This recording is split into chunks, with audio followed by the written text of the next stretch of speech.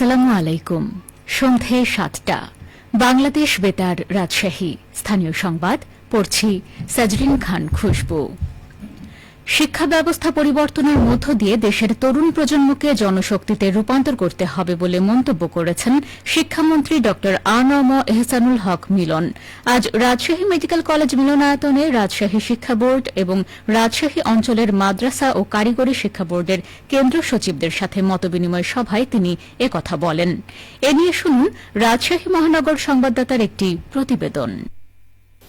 Rajshahi medical college মিলনায়তনে আয়োজিত রাজশাহী শিক্ষা বোর্ড, রাজশাহী অঞ্চলের মাদ্রাসা ও কারিগরি শিক্ষা বোর্ডের কেন্দ্রের সচিবদের সাথে মত বিনিময় সভায় প্রধান অতিথির বক্তব্যে শিক্ষামন্ত্রী ড আ.ন.ম এহসানুল হক মিলন নিজের মোবাইল নাম্বারটি সকলের উদ্দেশ্যে জানিয়ে দেন।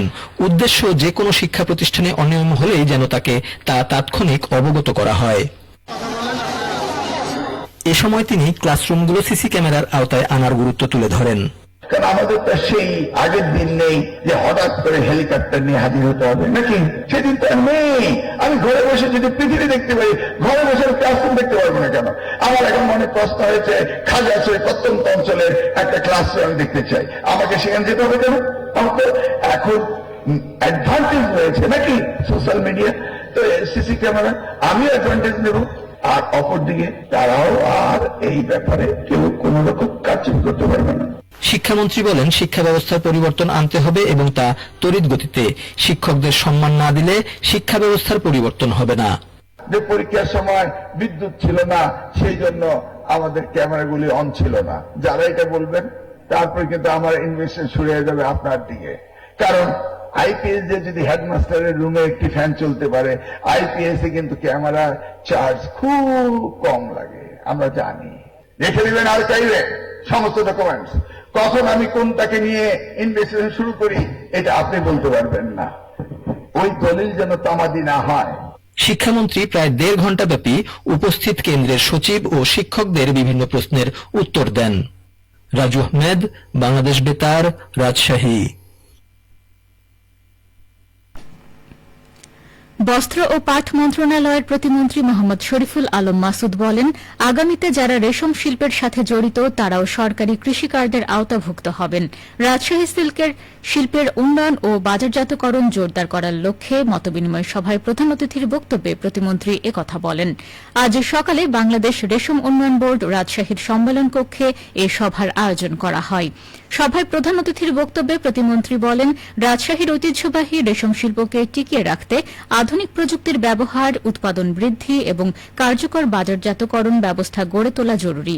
এক্ষেত্রে সংশ্লিষ্ট সকলকে সমন্বিতভাবে কাজ করার আহ্বান জানান তিনি। সভায় সংশ্লিষ্ট দপ্তরের কর্মকর্তারা রেশম শিল্পের বর্তমান অবস্থা, সম্ভাবনা এবং বিভিন্ন সমস্যা তুলে ধরেন।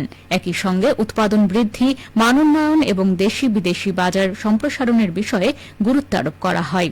এর আগে প্রতিমন্ত্রী বাংলাদেশ রেশম উন্নয়ন বোর্ড এবং বাংলাদেশ রেশম গবেষণা ও প্রশিক্ষণ ইনস্টিটিউট পরিদর্শন করেন। পরিদর্শনকালে তিনি প্রতিষ্ঠানের বিভিন্ন কার্যক্রম ঘুরে দেখেন এবং কর্মকর্তাদের সঙ্গে মতবিনিময় করেন।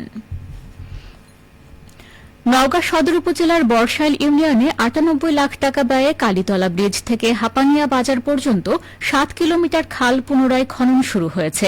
আজ দুপুরে ফলক উন্মোচন ও খালের মাটি খনন করে কর্মসূচির উদ্বোধন করেন সংসদ সদস্য মোহাম্মদ জাহিদুল ইসলাম ধলু। এরপর তিনি তেতুলিয়া কলেজ মাঠে আয়োজিত মতবিনিময় সভায় প্রধান অতিথির বক্তব্য দেন। বক্তব্যে তিনি বলেন, নওগাঁ সদর উপজেলায় চলতি বছরে আরও 5টি খাল পুনঃখনন করার পরিকল্পনা গ্রহণ করা হয়েছে। এতে একদিকে মাছ ও ফসলের উৎপাদন বৃদ্ধি পাবে, চাষিরা উপকৃত হবেন এবং অন্যদিকে পরিবেশ সুরক্ষায় সহায়ক ভূমিকা রাখবে। বর্ষাইল ইউনিয়ন বিএনপির সভাপতি সানোয়ার হোসেন পিন্টু অনুষ্ঠানে সভাপতিত্ব করেন। নাটোরের সিংড়ায় হাজি সমাবেশ অনুষ্ঠিত হয়েছে। আজ উপজেলা মডেল মসজিদে সিংড়া আরাফাতি হাজি কল্যাণ পরিষদের আয়োজনে সিংড়া উপজেলা থেকে হজ গমনেচ্ছুক ব্যক্তিদের সাথে মতবিনিময় ও দোয়া অনুষ্ঠানে প্রধান অতিথি হিসেবে উপস্থিত ছিলেন নাটোর ৩ আসনের সংসদ সদস্য অধ্যক্ষ আনোয়ারুল ইসলাম আনু। সিংড়া আরাফাতি হাজি কল্যাণ পরিষদের সভাপতি মাওলানা আলী আকবর অনুষ্ঠানে সভাপতিত্ব করেন। হজ পালনের যাবতীয় কার্যক্রমকে সহজ ও সফল করার জন্য দোয়া মাহফিল পরিচালনার মাধ্যমে অনুষ্ঠান শেষ হয়। প্রসঙ্গত, এবছর সিংড়া উপজেলা থেকে ২২৫ জন পবিত্র হজ পালন করবেন। সবশেষে আবহাওয়া। আজ রাজশাহীতে সর্বোচ্চ তাপমাত্রা ছিল ৩৫.৫ ডিগ্রি এবং সর্বনিম্ন ১৮.৫ ডিগ্রি সেলসিয়াস। সন্ধ্যে ৬টায় বাতাসে আপেক্ষিক আর্দ্রতার পরিমাণ ছিল ৩৫%। রাজশাহী ও পার্শ্ববর্তী এলাকায় আগামীকাল সূর্যোদয় ভোর ৫টা ৪৬ মিনিটে। সংবাদ শেষ হল। আমাদের পরবর্তী স্থানীয় সংবাদ প্রচারিত হবে আগামীকাল সকাল ৮টা ১০ মিনিটে।